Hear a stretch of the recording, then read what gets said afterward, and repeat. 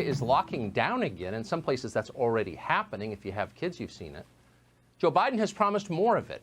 Masks and quarantines, limits on travel, restrictions on who you can eat with, who you can touch, and how.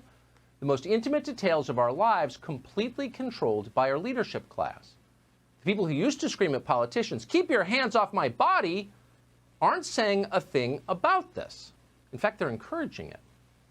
So the question is, what exactly is this about? Remember a few years ago, the New York Times said Agenda 21 doesn't exist. Agenda 2030 doesn't exist.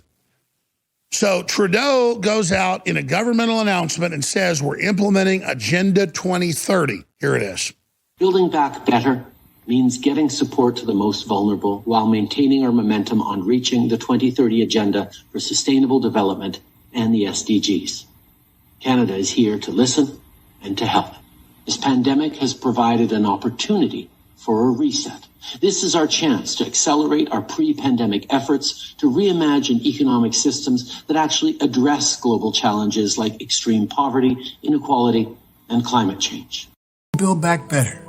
And I'm looking forward to getting started as soon as we can. What the fourth industrial revolution will lead to is a fusion of our physical, our digital, and our biological identities.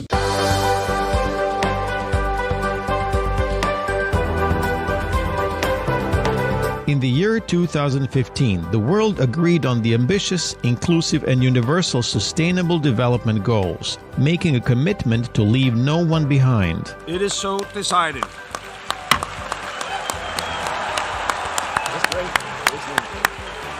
Just a few months later, we are already seeing those promises transform into first concrete steps for action.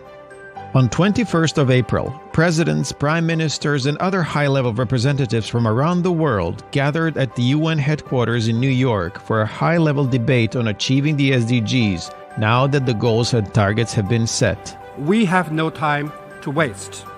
We need first to take seriously the goals, because these are the world's goals. They're the only goals we're going to have for our generation. The Agenda 2030 is going a step further because it recognizes that things need to change here in the rich countries as well. There's obligations for rich countries too, in terms of environmental pollution, our production and consumption patterns that are destructive for the planet.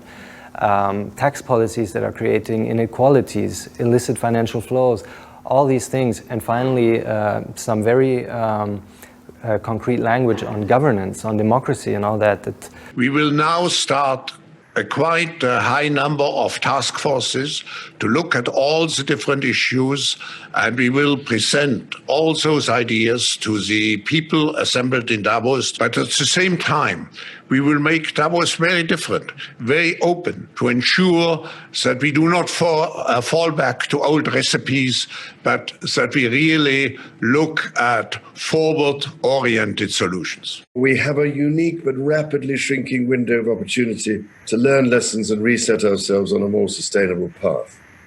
It is an opportunity we have never had before and may never have again. So we must use all the levers we have at our disposal, knowing that each and every one of us has a vital role to play. Now is the time to think what history would say about this crisis. And now is the time for all of us to define our own role. What is it that would make it so that history would look at this crisis as the great opportunity? The world has an opportunity to unite around a strong global agreement